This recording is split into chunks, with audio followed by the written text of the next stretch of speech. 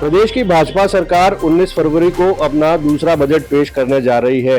आदिवासी बहुल डूंगरपुर जिले में विकास की काफी संभावनाएं हैं और हर बार यहाँ की जनता जो है वो सरकार की ओर से एक तरीके से उम्मीद रखती है कि कोई बड़ी घोषणा यहाँ के लिए हो। हालांकि पिछली जो बजट घोषणाएं थी उसमें सरकार ने काफी घोषणाएं डूंगरपुर जिले के लिए की थी। उसमें कुछ घोषणाएं पूरी हो चुकी है तो कुछ प्रगतिरत है। इस बार भी जो बजट है उसको लेकर के डूंगरपुर की जनता को काफी उम्मीदें हैं और किस प्रकार की उम्मीदें हैं और पिछली बजट घोषणाओं का क्या हुआ ये जानने के लिए हमारे साथ कुछ लोग हैं। सर, किस प्रकार की घोषणाएं हुई थी और उसमें क्या चल रहा है? नमस्ते। 38 तरह की घोषणाएं हुई थी जिसमें कुछ तो पूरी हो चुकी हैं, कुछ प्रोसेस में है। और शहर के लिए शिल्पग्राम की जो घोषणा की थी तो शिल्पग्राम की जो जमीन आवंटन हो गई है और वहाँ भी जो कार्य प्रोसेस में है। और शिल्पग्राम एक अच्छी योजना दी है जहाँ पे पर्यटन को भी बढ़ावा मिलेगा शहर को। और अभी भी मध्यम वर्ग जो है उसके लिए भी मैं सोच रहा हूँ अच्छी ही घोषणाएं होंगी केंद्र में हुई है। तो हमारे साथ कुछ और लोग हैं। सर, चिकित्सा शिक्षा को लेकर बात कर रहे हैं, काफी रिक्त पद है यहाँ पर। लोग आपने देखा है जब जब भी भारतीय जनता पार्टी की सरकार राज्य में बनी है, चाहे वो शिक्षा का क्षेत्र हो, स्वास्थ्य का हो, बिजली हो, पानी हो, सड़क का, हर मामले में रागड़ को कुछ न कुछ दिया है। पिछली बार की तुलना में देखें तो पिछली बार भी जितनी भी घोषणाएं की थी वो लगभग धरातल पे पूरी होने जा रही है। और इस जनजाति और वागड़ क्षेत्र के लिए सबसे बड़ी समस्या आ रही थी पेयजल की समस्या, उसके ऊपर भी काम चल रहा है। सिंचाई की जो समस्या आ रही थी उसके ऊपर भी सरकार काम कर रही है। और आसपुर क्षेत्र के अंदर हमारी एक मांग चल रही है कि आसपुर क्षेत्र में सरकारी कॉलेज नहीं है, जिसकी भी भजनलाल सरकार समय आने पर पूरा कर लेगी। पेयजल की बात करें, जल जीवन मिशन के तहत गांव-गांव पानी सप्लाई करने की बात तो की जा रही है, लेकिन धरातल पर हकीकत कुछ और है। कई जगह पे ठेकेदार ने काम पूरा नहीं किया है और कई जगह शिकायतें आ रही है उसको। ये जो शिकायत है पिछली कांग्रेस के सरकार के टाइम पे थी। जब से भारतीय जनता पार्टी की सरकार बनी है इस मामले में काफी गंभीर है और सभी समस्याओं का समाधान शीघ्र ही कर दिया जाएगा। इस बार के बजट से आपको क्या उम्मीद है खास? और वागड़ को हरा भरा करके रखेंगे। तो हमारे साथ जैसे वागड़ को हरा भरा करने की बात हुई है, कुछ और लोग हैं। सर, आप बताइए बजट को लेकर के क्या कहेंगे? देखिए, माननीय भजनलाल जी की सरकार के पहले बजट में भी डूंगरपुर जिले को बहुत ही ऐतिहासिक घोषणाएं हुई थी, जो अभी वर्तमान में कुछ धरातल पे उतरी हैं, कुछ अभी प्रगति में हैं। और हमें 19 तारीख को जो माननीय भजन जी की सरकार बजट पेश करने वाली है उस पे वागड़ क्षेत्र से हम लोगों को काफ़ी उम्मीदें हैं।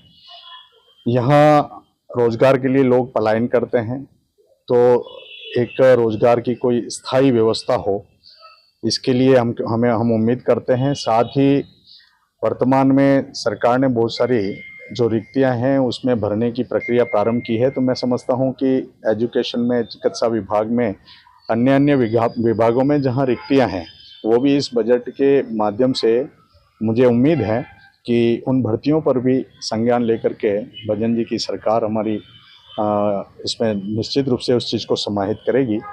जहाँ तक हमारी माही नदी का जो पानी है या माही का जो पानी है वो इस वागड़ क्षेत्र के अंतिम कुआं तक, जो टेल तक, उसकी जो एक योजना बनी है, कहीं कुछ तकनीकी कमियों की वजह से वो पानी सागवाड़ा तक नहीं पहुंच पाया है।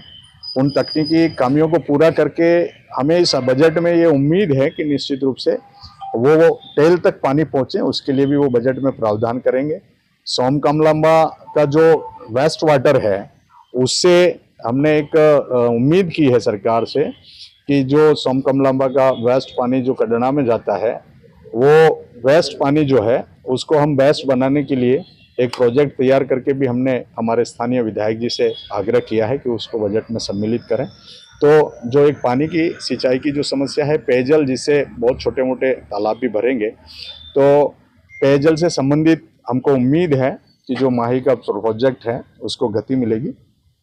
और जैसा कि एजुकेशन के मामले में यहाँ पे बहुत सारे पद रिक्त हैं, तो मुझे लगता है, हमें उम्मीद है कि वो भर्तियां भी काफी उम्मीदें हैं लोगों को यहाँ पर चिकित्सा को लेकर के, रिक्त पदों को लेकर के। किसानों की बात करें, जहाँ तक खाद की हमेशा तकलीफ आती है, किसानों को कई तरीके की तकलीफें आती है, किसानों के लिए क्या उम्मीदें हैं आपकी? माननीय मुख्यमंत्री से हमारा ये निवेदन है, डबल इंजन सरकार है अपनी, तो किसानों के लिए जो अपन ये इनके जो खाद यूरिया से समस्या आती है उस समस्या को ऐसा समाधान निकले, या खाद जो यूरिया की समस्या होती है उसके लिए कोई समाधान निकले, ताकि ये लोग जो पैदावार में इनको समस्या आती है वो दूर हो सकती है। और मेरी खास से डबल इंजन की सरकार से, मुख्यमंत्री महोदय से बजट में निवेदन है कि अपने किसी प्रकार के औद्योगिक इसका बढ़ोतरी किया जाए। कि डूंगरपुर में अधिक से अधिक पलायन की समस्या रहती है और युवा ज़्यादा बेरोजगार जो रहते हैं वो पलायन करते हैं। अब मेरी मुख्यमंत्री से निवेदन है कि कोई औद्योगिक इकाई ऐसी या डेवलप की जाए जिससे यहाँ रोजगार मिले। गुजरात से लगता हुआ है डूंगरपुर जिला और काफी रोजगार के लिए यहाँ पे गुजरात के लिए पलायन होता है। डूंगरपुर में कोई बड़ी इंडस्ट्री नहीं है, तो एक इंडस्ट्री या औद्योगिक इकाइयों की मांग यहाँ पर निकल करके आई है। सर आप बताएं, पिछली बजट घोषणाओं में क्या खास था जो पूरा नहीं हो पाया? इसमें मेरा विशेष भजनलाल सरकार ने हर घोषणाओं को पूरा करने जा रही है और अच्छी घोषणाएं उन्होंने करी हैं। पर विशेष मेरा निवेदन ये है कि एक तो यहाँ सागवाड़ा क्षेत्र में भिकाबाई माही नहर को जल्द से जल्द शुरू करवाने का कष्ट करें। दूसरा मेरा ये है कि विद्यालयों में कई विद्यालय ऐसी है जहाँ प्रधानाचार्यों का रिक्त पद चल रहा है, अभी वर्तमान में बोर्ड परीक्षाएं चल रही हैं, तो वो जल्द से जल्द वो भरें। तीसरा मेरा उनसे ये निवेदन है कि यहाँ पर एक धर्मांतरण का एक प्रकरण चल रहा है, तो उस पर मैं सरकार सख्ती से उस पर काम करें और जो यहाँ के बोले वाले आदिवासी समाज है उनको अपने धर्म से विमुख करने जा रही है उस पर सख्त कार्रवाई करें। और भजनलाल सरकार और डबल इंजन की सरकार है, बहुत अच्छा काम कर रही है और उनसे हम खुश हैं। पिछली बार का बजट कैसा रहा था? पिछली बार का जो बजट है वो मिला जुला था, जिसके अंदर सबसे बड़ी हमारे बागड़ क्षेत्र में कमी है, एक ही फैक्ट्री चल रही थी वो भी बंद हो गई है, उसको जल्दी से जल्दी चालू करवाई जा रही है। यहाँ पानी का बहुत अभाव है। अभी गर्मियों के दिनों में लास्ट टाइम में टैंकरों से पानी और इतनी आर्थिक तंगी में भी टैंकरों से पानी का हमने उपयोग किया।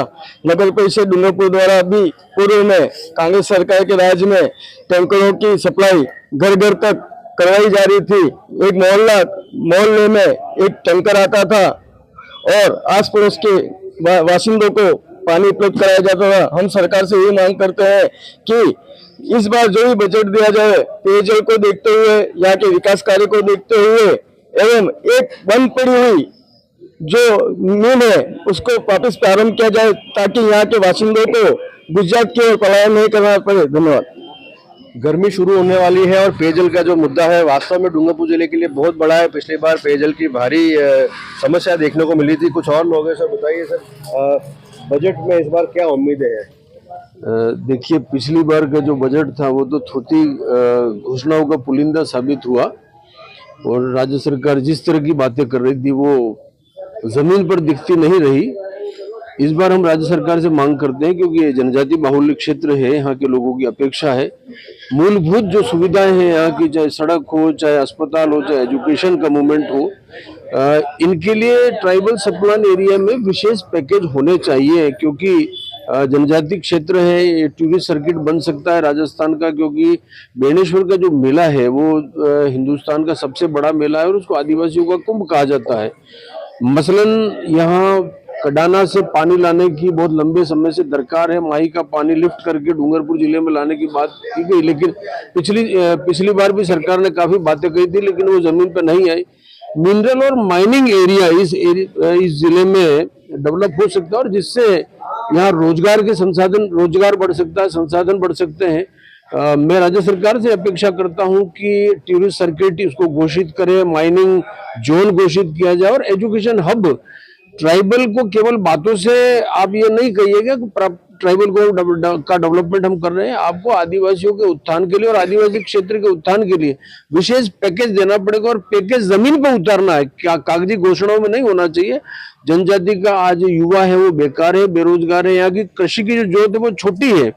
यहाँ के किसानों का उत्पादन बढ़ाने के लिए और किसानों को मूलभूत सुविधाएं देने के लिए आपको विशेष पैकेज यहाँ इस एरिया में देने पड़ेंगे। यहाँ की महिलाओं के उत्थान के लिए आपको डेवलपमेंट करना पड़ेगा, डेवलपमेंट के संसाधन जुटाने पड़ेंगे। खास करके नौजवान पीढ़ी के जो लोग हैं उनका एजुकेशन अच्छा हो, टेक्निकल एजुकेशन बढ़े, उनका यहाँ कोचिंग इंस्टीट्यूशन बढ़े। मैं जो कंपटीशन के जो एग्जाम है, खास करके स्टेट लेवल के और नेशनल लेवल के यूपीएससी और आरएएस वगैरह के इंटरव्यू, उसके लिए विशेष पैकेज देने की हम सरकार से मांग करते हैं। विशेष पैकेज की यहाँ पर मांग उठी है सर, आप बताएं सर। जो पिछली बार जो बजट जो पेश किया था सरकार ने, उसमें जो भावनाओं के अनुरूप जो काम होने चाहिए थे वो काम नहीं हुए हैं पिछले बजट में। हम अभी सरकार से उम्मीद करते हैं इस इलाके में, शेड्यूल एरिया में सबसे ज़्यादा पानी की समस्या है। जैसे हमारा माही का पानी है, कडाना का पानी है, वो पानी इस क्षेत्र में लाया जाए लिफ्ट के द्वारा, जिससे यहाँ के किसान या मजदूर जो बाहर पलायन कर रहे हैं वो पलायन नहीं करेंगे।